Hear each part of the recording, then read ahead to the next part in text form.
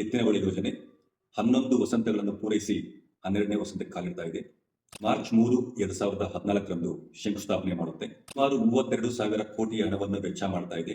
ಸುಳ್ಳು ಭರವಸೆಗಳು ನೀಡ್ತಾ ಜನರಿಗೆ ಮಕ್ಮಲ್ ಟೋಪಿ ಆಗ್ತಾ ಇದೆ. ಯೋಜನೆಗೆ ಖರ್ಚು ಮಾಡಿರುವಂತಹ ಅರ್ಧಷ್ಟು ಹಣವನ್ನ ನಾವು ನಮ್ಮ ಸುತ್ತಮುತ್ತಲಿರುವಂತಹ ಸಾಂಪ್ರದಾಯಿಕ ಜಲಮೂಲಗಳ ಅಭಿವೃದ್ಧಿಗಾಗಿ ವ್ಯಯಿಸಿದರೆ 3-4 ವರ್ಷಗಳ ಹಿಂದೆ ಸುರಿದಂತಹ ಮಳೆಗೆ ನಮಗೆ ಬೇಕಾದಷ್ಟು ನೀರನ್ನ ಸಂಗ್ರಹಿಸಿ ಇಟ್ಟುಕೊಂಡು ನಮ್ಮ ಅಂತರ್ಜಲವನ್ನು ತುಂಬಿಸಿಕೊಳ್ಳುವಂತ ಒಂದು ಪ್ರಯತ್ನ ಮಾಡಬಹುದಿತ್ತು. ಆ ಒಂದು ಯೋಜನೆಯಿಂದ ನಮ್ಮ ಜಿಲ್ಲೆಗಳಿಗೆ ಅರಿಬೇಕಾಗಿರುವಂತಹ ನೀರಿನ ಪಾಲು ಖಂಡಿತ ಅರಿಯುವುದಿಲ್ಲ. ಯೋಜನೆಗೆ ಆರಂಭದಿಂದಲೂ ನಾನು ವೈಯಕ್ತಿಕವಾಗಿ ವಿರೋಧಿಸ್ತಾ ಇದ್ದೆ.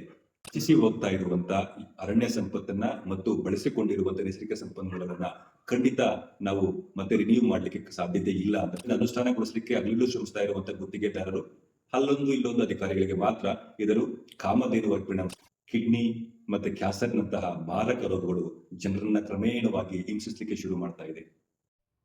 ಎಲ್ರಿಗೂ ನಮಸ್ಕಾರ.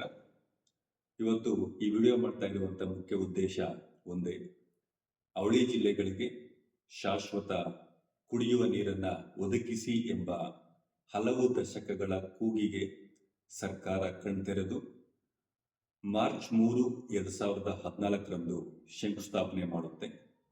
ಹೀಗೆ ಶಂಕುಸ್ಥಾಪನೆಯಾಗಿರುವಂತಹ ಎತ್ತಿನ ಹೊಳೆ ಯೋಜನೆ 11 ವಸಂತಗಳನ್ನು ಪೂರೈಸಿ 12ನೇ ವಸಂತಕ್ಕೆ ಕಾಲಿಡ್ತಾ ಇದೆ. ಕೇವಲ 8,000 ಕೋಟಿ ರುಗಳ ವೆಚ್ಚವನ್ನ ಮಾಡಿ ಎತ್ತಿನ ಹೊಳೆಯ ನೀರನ್ನು ಅವಳಿ ಜಿಲ್ಲೆಗಳಿಗೆ ಹರಿಸ್ತೀವಿ ಎನ್ನುವಂತ ಪಣ ತೊಟ್ಟು ಮುಂದುವರೆದಿರುವಂತಹ ಸರ್ಕಾರಗಳು ಸುಮಾರು 32,000 ಕೋಟಿ ಹಣವನ್ನು ವೆಚ್ಚ ಮಾಡ್ತಾ ಇದೆ.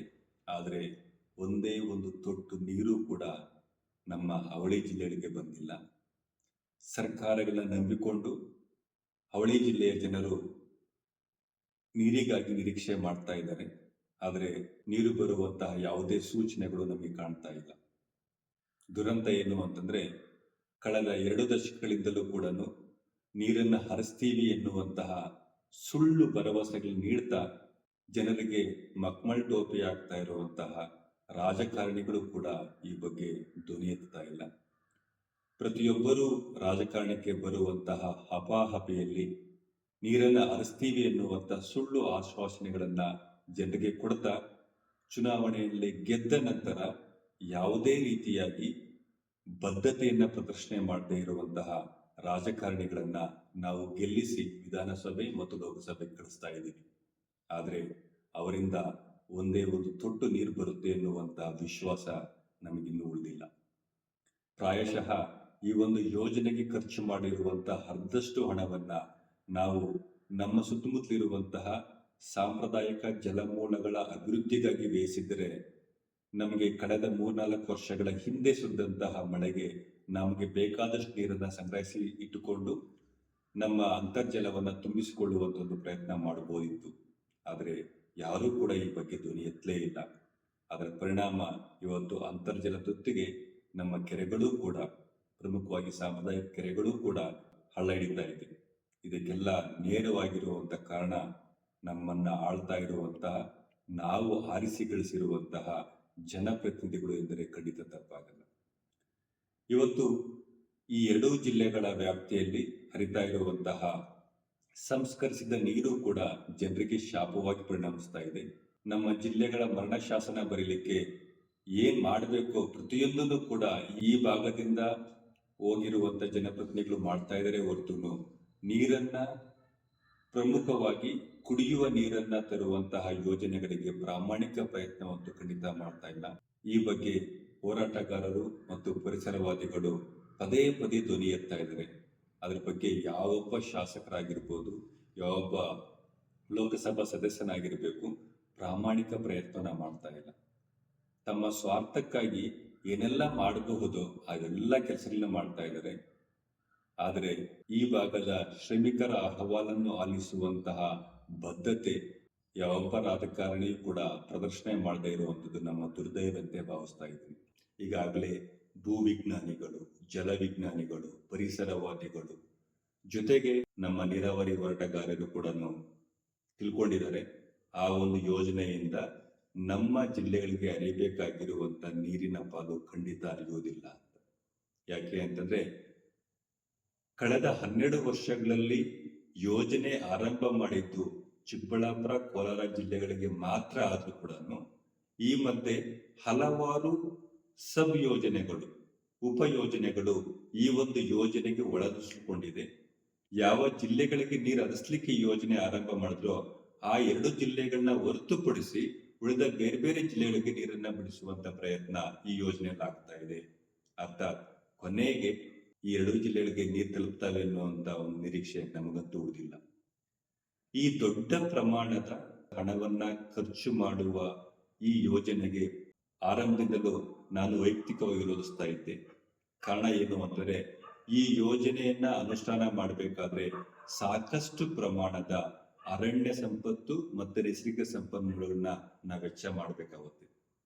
ಬಹುಶಃ ನಾವು ಖರ್ಚು ಮಾಡಿರುವಂತ ತೆರಿಗೆ ಹಣವನ್ನಾದ್ರೂ ಕೂಡ ಮತ್ತೆ ನಾವು ಸಂಪಾದಿಸಬಹುದು.